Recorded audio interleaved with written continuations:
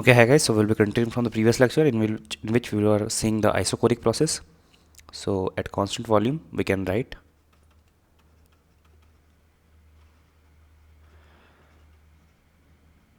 that du would be equals to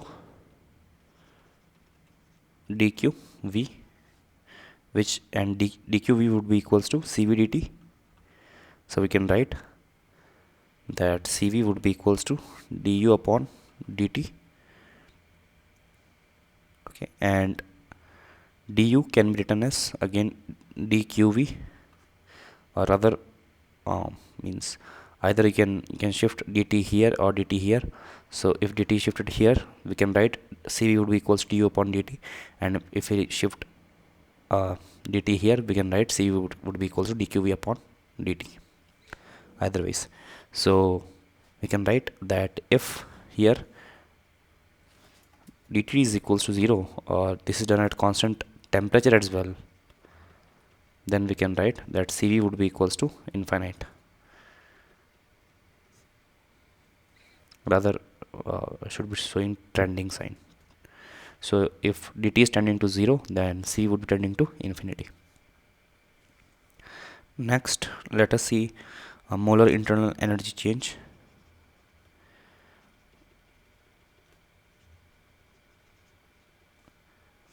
So molar internal energy can be written as dum, which would be equals to cvm dt. Why? Because we are talking about at constant volume, what is the change in molar internal energy? So molar internal energy would be cvm upon cvm dt, as du equals to dqv at constant volume. Okay, and this would be in joule per mole. Okay, so let's see first case, in which if cvm of a substance is not appreciably changing from T1 to T2. So in other words, I'll write that as du is equals to n cvm dt. So when we integrate it,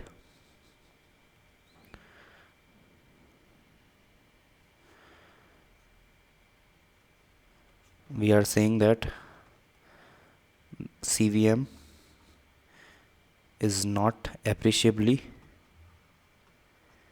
changing from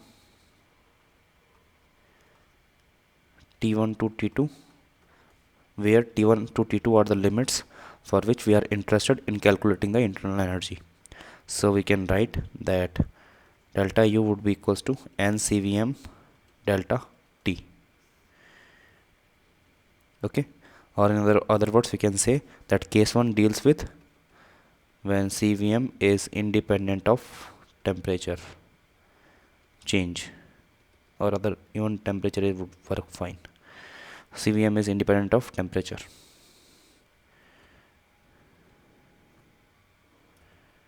And in case 2, we can write that cvm of a substance is temperature dependent.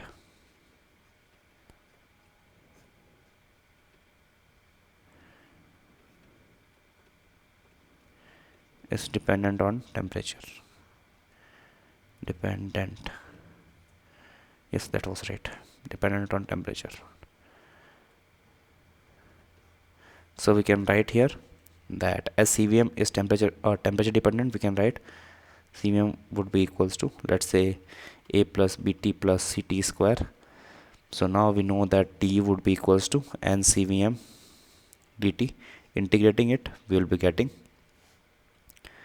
delta u on the LHS, and it would be n times a plus bt plus ct square dt. And when we integrate it from t1 to t2, we will be getting something like delta u would be equals to n times a t2 minus t1 plus b by 2 t2 square minus t1 square plus c by 3 t3 cube, t2 cube minus t3 t1 cube. Okay, where a b and c are constants.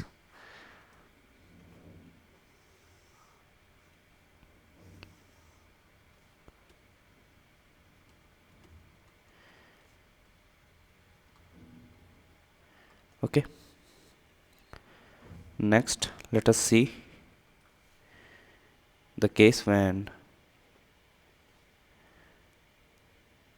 z is equals to f. Let's suppose z is a function of x and y, or we can write z is dependent on x and y. So we can write that dz would be equals to rather dz by dx at y times dx plus